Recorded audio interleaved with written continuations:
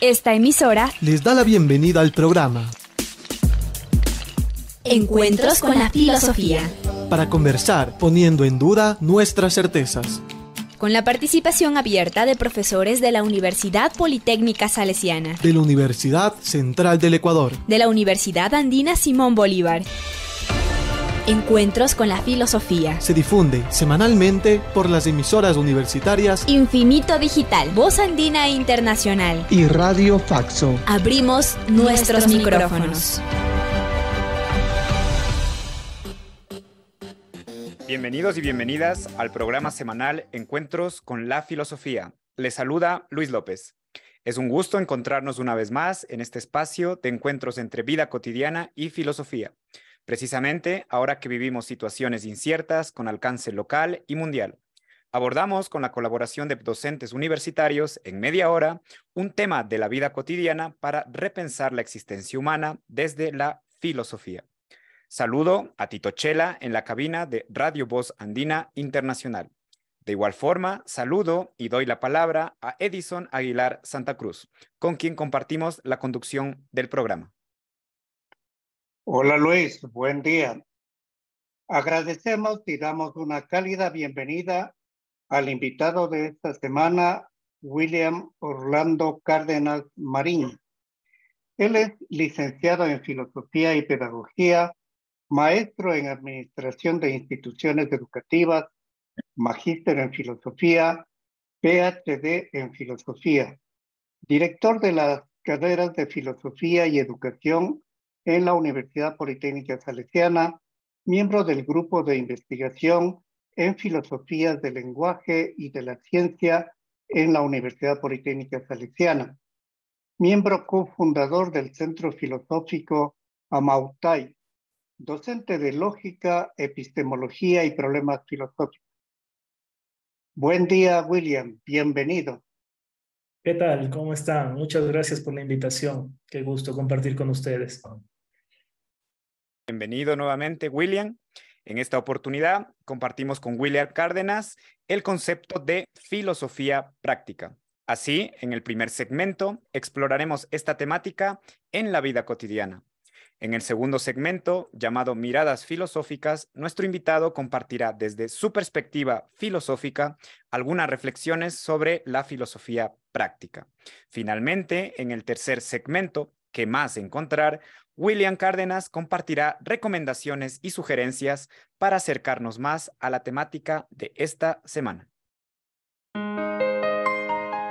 La filosofía y la vida cotidiana. Espacio para pensar los usos de la filosofía en nuestro diario vivir.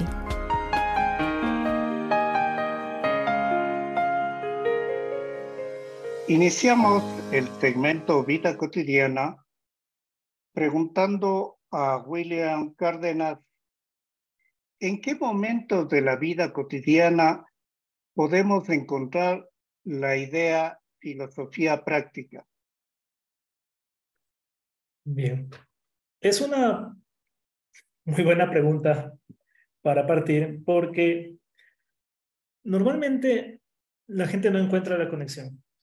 Y es más, ni siquiera aquellos que han estudiado filosofía puede encontrar la conexión inmediata con la filosofía práctica. No lo ubican como para la vida en qué.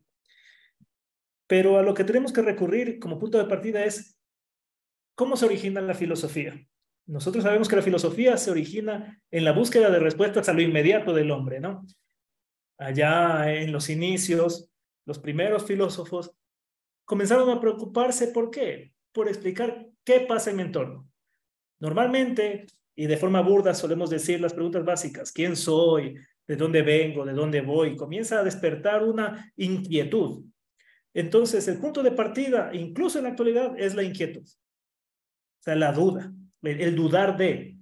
Tenemos al joven, incluso nosotros, profesionales, en el momento en el que entra la duda, ¿y esto qué? Claro, mucho más profundo sería preguntarme por quién soy, pero no necesariamente aparece esa pregunta de inmediato, sino que aparece el por qué. A ver, ¿por qué creo esto? ¿Por qué me dicen esto? ¿Por qué yo hago estas cosas? En el momento en el que uno se sienta y comienza a contemplar las posibles explicaciones, comienza a hacerse la filosofía vida. Entonces, cuando decimos práctica filosófica o filosofía práctica, es la filosofía que se hace vida, la filosofía que me cuestiona y que busca una respuesta. Entonces, cualquier persona que busque una respuesta ya estaría entrando a los campos de la filosofía práctica y abriendo el espacio para esto. O sea, ¿qué busco? ¿Qué quiero? ¿Qué me cuestiono? ¿Por qué me cuestiono? Y comienza a buscar respuesta a ello. Muchas gracias, William. Damos paso al segmento Miradas Filosóficas. Las miradas filosóficas. Espacio para examinar enfoques y reflexiones filosóficas. Esta semana, en el segmento Miradas Filosóficas, nos encontramos con William Cárdenas. Vamos a mirar el concepto filosofía práctica desde la reflexión filosófica. Por ello, preguntamos a William, ¿qué se podría entender como filosofía práctica? Bien. ¿Qué se podría entender por filosofía práctica? Nuevamente, es una pregunta complicada porque puede que un estudioso de la filosofía diga, ¿cómo hago a la filosofía práctica? ¿Cómo la filosofía puede ser práctica? Imaginemos, en mi caso, yo soy profesor de lógica. ¿Cómo haces la lógica algo práctico? Si es lo más abstracto, casi más abstracto que las matemáticas. ¿Y cómo haces práctica la lógica, que es una rama de la filosofía? Entonces, el teórico dirá, ¿cómo le hago? ¿Cómo llevo eso a lo práctico? Pero creo que es un camino a la inversa, ¿no? Yo tomo lo que ya tengo de contenido teórico, pero eso surgió en algún momento para llenar los espacios de explicación que yo necesitaba sobre mi vida. Y en los griegos, nosotros encontramos eso. Los griegos, si bien cuando nos ponemos a leer, por ejemplo, a Diógenes, comenzamos a ver que si bien sus preguntas tenían una carga teórica fuerte, también estaban enfocadas en la vida, o sea, lo práctico, responder a lo inmediato. Los griegos querían responder a lo inmediato. Tal vez eso se fue perdiendo con el paso del tiempo en la filosofía, pero las respuestas eran prácticamente inmediatas. Tan lindo es que nosotros encontramos, incluso, por ejemplo, si vemos el oráculo de Delfos, no dice conoce el mundo, conoce el entorno, conoce la naturaleza. No, el oráculo de Delfos, ahí está la máxima clarita, ¿no? Conócete a ti mismo. Ese es la vuelta del conocimiento así, que sería uno de los puntos de inicio de la filosofía. En los griegos encontramos el cultivo del sí mismo. El conócete a ti mismo se lleva hacia el cultivo del sí mismo. ¿Y qué es ese cultivo del sí mismo? O sea, mi conocimiento que regresa a mí. O sea, la filosofía no es solo especular hacia afuera y explicar lo que está afuera, sino que yo busco entender lo que está afuera para también entenderme a mí en relación con eso que está afuera. Con el paso del tiempo, en los modernos podemos encontrar también eso. Un análisis muy lindo, el yo cartesiano, ¿cierto? El pienso, luego existo. A ver, ¿qué quiere decir ese pienso, luego existo? Pienso, entonces existo. Entonces, soy un yo pensante y el conocimiento se origina en mí. Así que también aparece el yo como pensante que regresa, o sea, es una retroalimentación el mundo hacia mi pensamiento. También en Kant podemos encontrar, es muy lindo el hecho de la razón que se revisa a sí misma. La máxima de la racionalidad kantiana es que es una razón que es capaz de doblarse sobre sí misma y revisarse. Es como una razón que se hace espejo. ¿Qué es eso? O sea, Kant no está diciéndonos la razón es solo aplicable a lo que aparece, a lo que está ahí, a esos fenómenos. No, no, no, no. El punto de retorno de la razón es cuando se revisa así. ¿Qué es revisarse a sí misma? Conocerse a sí misma. O sea, validarse, incluso refutarse, confrontarse a sí misma. Regresa la filosofía para acá. Y en la actualidad, claro, hay un renacer también de esta filosofía práctica del ya, qué lindo, tenemos muchas teorías, pero ¿cómo me retorna a mí esto? Creo que el centro sería retomar a los griegos y ponerles en el sí mismo. Yo me preocupo por lo que soy, que es el lío, incluso en estudiosos en filosofía, a veces ese es el lío humano. Hacemos las cosas, incluso podemos leer y haber leído muchos libros de filosofía y de diversas otras disciplinas, pero haces un trabajo en ti. Ese es el retorno de la filosofía práctica. ¿Cuál es el trabajo en ti? ¿Cuál es el trabajo de cultivo de tu yo? En filosofía, el yo, ahí solo hago una aclaración, ese término yo fue tomado por la psicología, ¿no? Entonces las estructuras yoicas y demás. A veces ahí puede haber líos y me salta un psicólogo y me dice, no, pero eso es psicológico. Debatible también porque el origen del estudio psíquico también está en la filosofía. Pero entonces, tal vez para cuidar eso, digámosle el sí mismo. Para no cruzar horizontes con la psicología, digamos el sí mismo. Entonces, ¿dónde queda la filosofía práctica ahí? En el sí mismo. No solo en el saber filosofía, haré mucho énfasis en eso, no es el haber leído mucha filosofía, sino cuando esa filosofía te implica la vida, que es lo complicado a veces. ¿Cómo implica tu vida? No solo como erudito, es que yo he leído mucha filosofía. No, ahora, dale, ¿cómo eso implica tu vida? ¿Cómo eso lo llevas a la práctica vital? Por eso, filosofía práctica. Gracias, William. Para continuar profundizando en este ámbito, te preguntamos cómo y cuáles filósofos han abordado esta idea o este concepto de filosofía práctica. ¿Qué otros filósofos o profundizar en alguno en particular? Muy bien. Uno contemporáneo, Oscar Brennifer, tiene un trabajo muy interesante, es francés.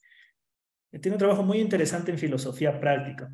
Aquí cercanos, por ejemplo, si nos cruzamos a la Universidad Católica hace cierto tiempo, ya aquí en Ecuador, tenemos a Samuel Guerra. Él dirigió el Centro de Filosofía Práctica de la Universidad Católica, que en el momento está retomándose con el trabajo de Dennis Schütter. Él también está haciendo este campo de filosofía práctica. Si vamos mucho más atrás, creería yo que uno de los puntales podría ser, a pesar de que no tenemos escritos directos, Sócrates.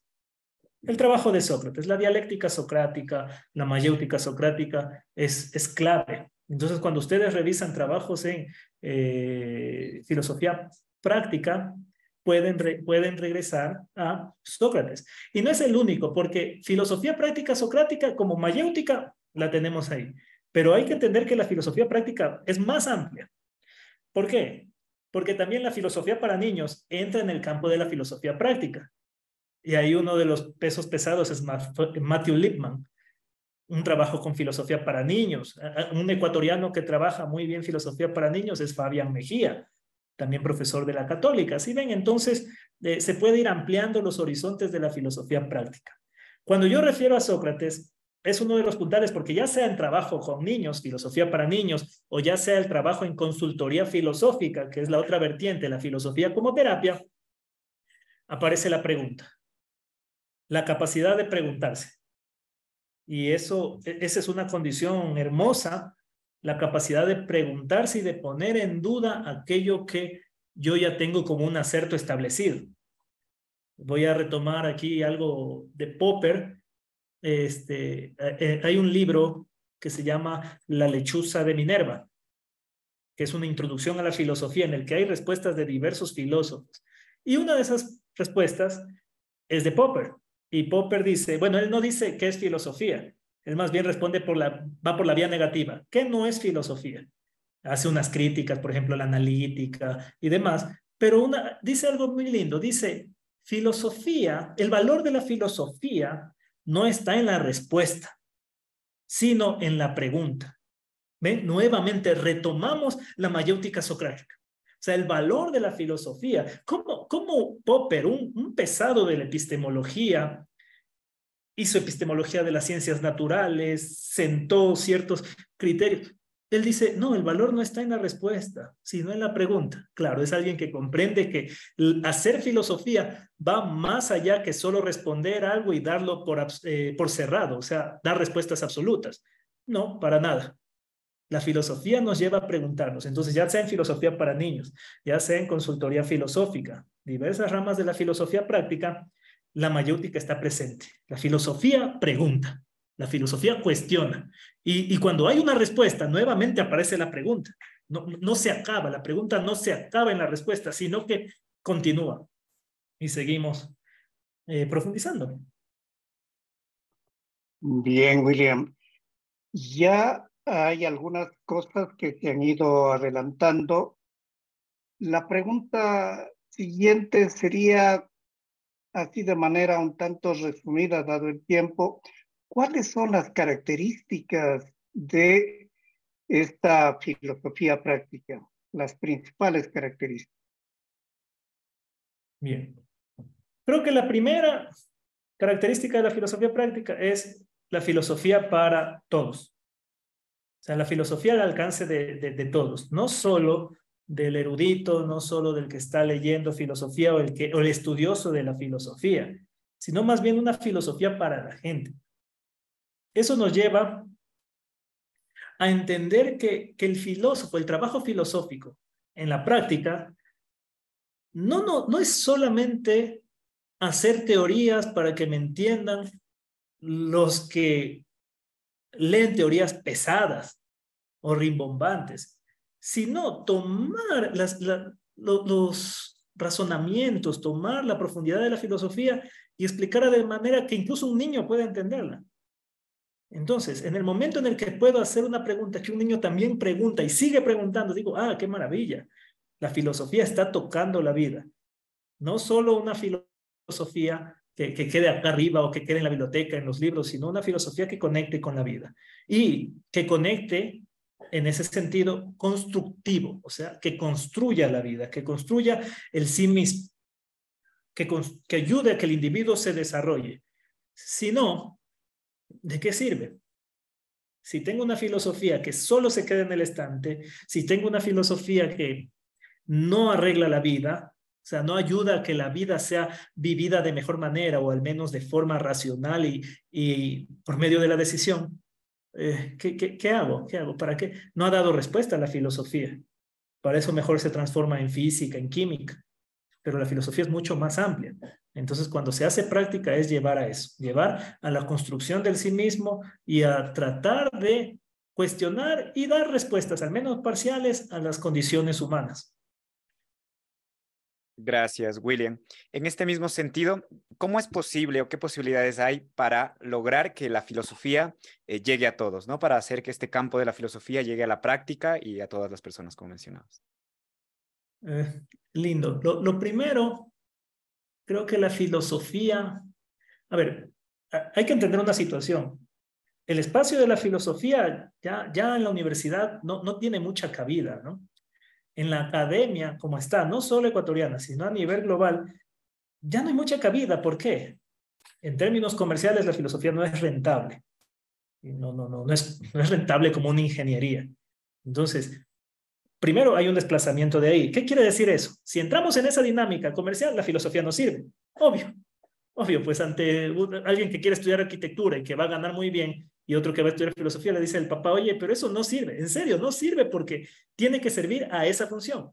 Pero es porque no captamos que la función de la filosofía no es esa. No es esa, no es el título filosófico. Pues. Ya me imagino yo un Sócrates o un Aristóteles haciendo filosofía para que le digan el filósofo y le den un marquito, un papelito que diga filósofo, tal. No. La filosofía va mucho más allá. Entonces, primero es sacarlo de la academia como estructura rígida. O sea, no es una carrera la filosofía, no es. ¿Qué es la filosofía entonces? Eso, sentarte y hacer reflexión vital con teorías filosóficas, sí, sirven, por supuesto, pero cualquiera puede acceder a la filosofía. Miren ustedes que los que han hecho filosofía, muchos reconocidos, no comenzaron estudiando filosofía en sentido estricto. Cuando buscaron respuestas más profundas, se fueron a la filosofía. Wittgenstein, ingeniero mecánico. Él estudiaba ingeniería mecánica. Pero después dice, no encuentro la respuesta aquí. ¡Pac! Se conecta con el Trinity College, matemáticas, termina haciendo filosofía. Mario Bunge, físico. ¿Y qué hace? Un giro hacia la filosofía. Entonces, la filosofía en las búsquedas de ellos han servido para ir más allá. Cuando ya no encuentran respuesta en algo fijo, académico, giran a la filosofía para encontrar mejores respuestas o mejores fundamentaciones. Entonces, si hablamos de la vida cotidiana, ¿la gente necesitará entrar a estudiar filosofía para poder hacer filosofía práctica? No, tal vez el camino sea abrir espacios filosóficos con la gente, con los no filósofos, para que puedan acceder a estos criterios, estas categorías, puedan desarrollar mejor sus conceptos, para que puedan entender mejor qué les pasa, qué acontece con su vida. Oye, yo he tenido casos que vienen y me preguntan, no le soporto a mi mamá. Me dicen así, no le soporto a mi mamá cuando yo hago terapia filosófica.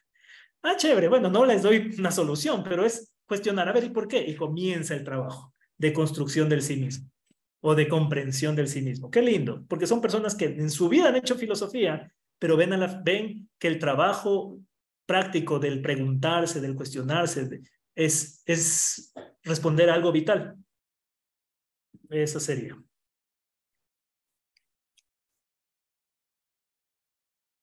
Muchas gracias, William. Ahora nos trasladamos al tercer momento, ¿qué más encontrar? Para indagar cómo continuar las reflexiones acerca de filosofía práctica. ¿Cómo seguir las búsquedas? Espacio de más preguntas. Esta semana nos encontramos con William Cárdenas y en un primer momento conversamos sobre la presencia cotidiana de la filosofía práctica. Luego el profesor William compartió desde su perspectiva filosófica algunas reflexiones sobre la filosofía práctica. Ahora te solicitamos cordialmente tus sugerencias para profundizar en esta temática. Muy bien. Sugerencias. No acercarse desde la teoría pura. Porque hay un riesgo ahí. Es el riesgo típico del filósofo, no sé si solo el filósofo ecuatoriano. Tenemos el prejuicio de la academia o el prejuicio del conocimiento. Creemos que el que más ha leído, el que más sabe un autor, es la máquina filosófica, ¿no? ¿A qué nos lleva eso? A ciertos complejos. Normalmente aquí encontramos full complejos en nuestro medio, ¿no? Entonces, ¿el complejo qué hace? El complejo es destructivo. Está ahí clavado y es destructivo. Entonces, hay muchos casos. Es un poco triste a veces ver que entre ciertos filósofos nunca hay acuerdos. Más bien hay más peleas que acuerdos. Y claro, la filosofía debate, sí, pero nunca hay nada. Más bien es destructiva. La forma de llevar la filosofía en muchos espacios aquí en Ecuador es bastante destructiva. Entonces, lo primero, despojarse de esos complejos, de esos líos. ¿Cómo? El trabajo individual, el sí mismo. O sea, si quiero entrar en filosofía práctica y sobre todo si quiero entrar ya en un ambiente de la filosofía, tomarla como terapia, que es lo que más he desarrollado, ya había mencionado que la filosofía práctica se ramifica y una parte de eso es la consultoría filosófica, por ejemplo. ¿Quieren entrar en eso? Hagan consultoría. Es imposible hacer construcción del sí mismo solo desde la teoría. Es como que voy a tomar un símil que es la psicología, ¿no? Es como que alguien quiera trabajar la psicología solo leyendo a Freud, a Jung. ¿Lo logrará? No, imposible. Porque una cosa es el nivel teórico de una disciplina y otra cosa ya es el nivel práctico, el ejercicio.